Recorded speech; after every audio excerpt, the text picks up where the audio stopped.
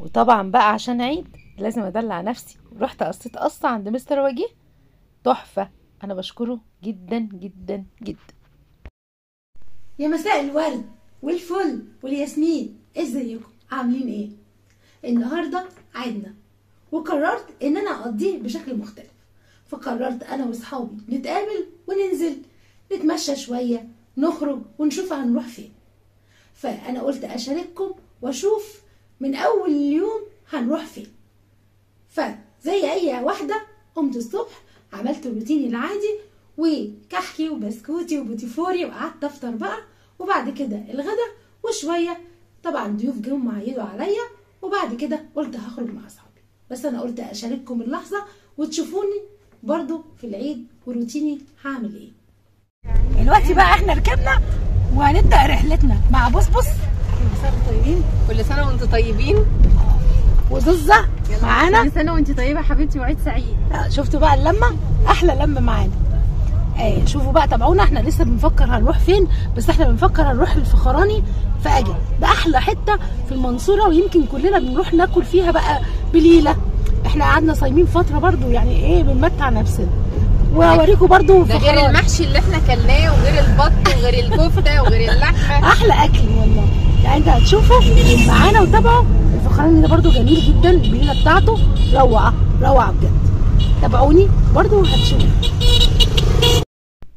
وده المدخل بتاع الفخراني زي ما انتم شايفين، يعني هو حلواني وعنده كل حاجة، وكمان في ملاهي للأطفال. يعني احنا خلصنا وقعدنا قعدتنا وبعد كده دخلنا الملاهي عشان جنى وهنا كل واحد طلب حاجة ومستنيها. انا بقول الكلام ده بقى طبعا، وده اللي زوزو طلبته، وهناخد برضو رأيها فيه. هي بتقول تحفة، يعني هي لما دقته قالت حلو، بس انا لسه ما جربتوش. انا طبعا ما باكلش الا البليلة هناك، فهنشوف.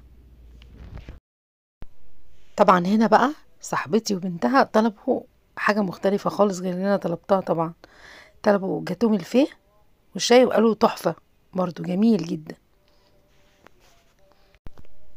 بالهنا والشفا يا رشرشتي انتي وبصبص.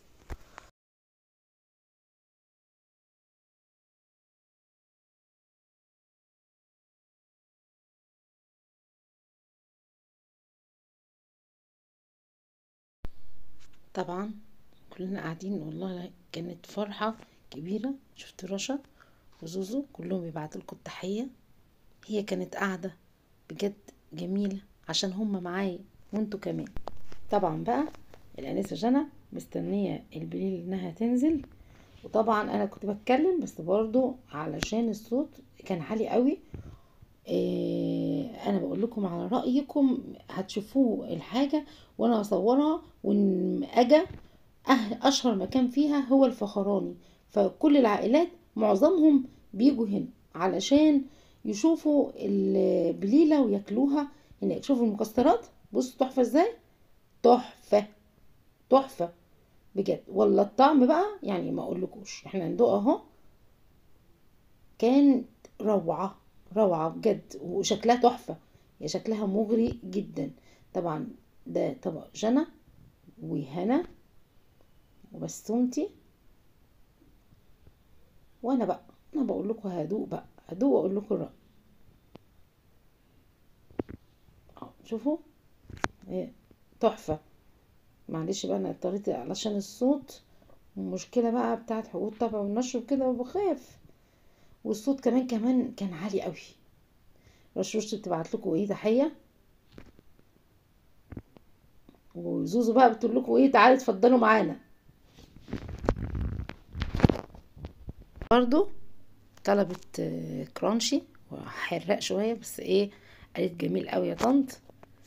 طلبت حاجة مختلفة وقاعدة بصوا جميلة، كل واحد طلب الطلبات. قعدنا مع بعض قعدة جميلة كده وحلوة، وبجد استمتعنا.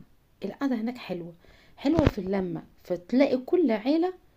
الحلو هناك بقى ان في ترابيزات للعائلات مختلفين. طبعا انا بتكلم بس انا اضطريت اكتم صوتي لان في حقوق طبع ونشر وكده، وكان في صوت عالي بتاع الاغاني. كل سنة وانتم معايا. وطبعا علشان الانسة جنى موجودة معايا، طبعا هنون لازم الاتنين ندخلهم بقى الملاهي. ورحنا فعلا. انا على فكرة ركبت الساقية دي، والله.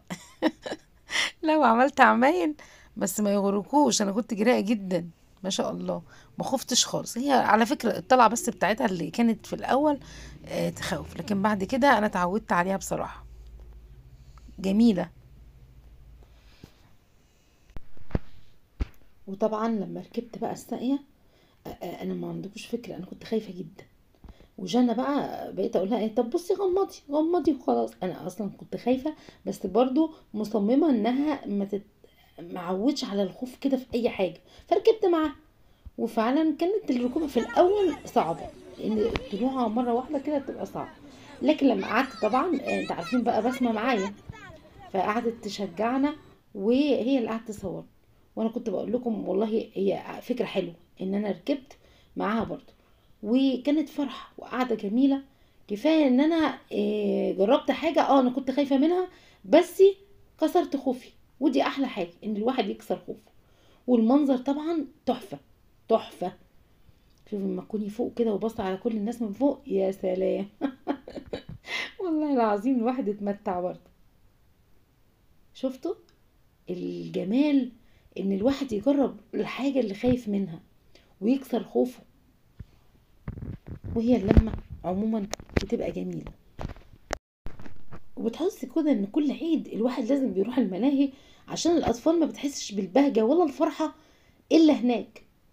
وطبعا انا بقول لكم عن فرحتي ان انا مع اصحابي وراكبه ومش في دماغي بصوا الا ان انا ابسط بنتي. وفعلا هي كان اليوم ده بالنسبه لها اجمل يوم، فرحه وخروج ولبس جديد بقى طبعا. ما هو عيد كل سنه وانتم طيبين.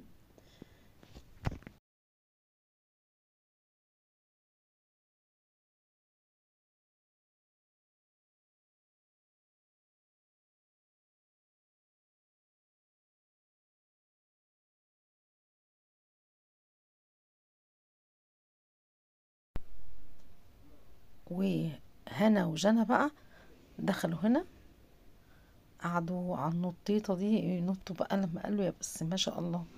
اهم حاجه فرحتهم. بصوا احنا داخلين انا وكل اصحابي دخلنا الملاهي عشانهم، وقعدنا فيها بتاع ساعتين وشويه. بس بصوا هي القعده جميله في الفخراني.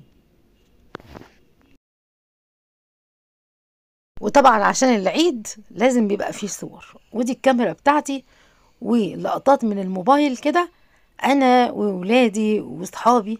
ربنا يديمكم دايما في حياتي، احلى فيديو وانتم معي.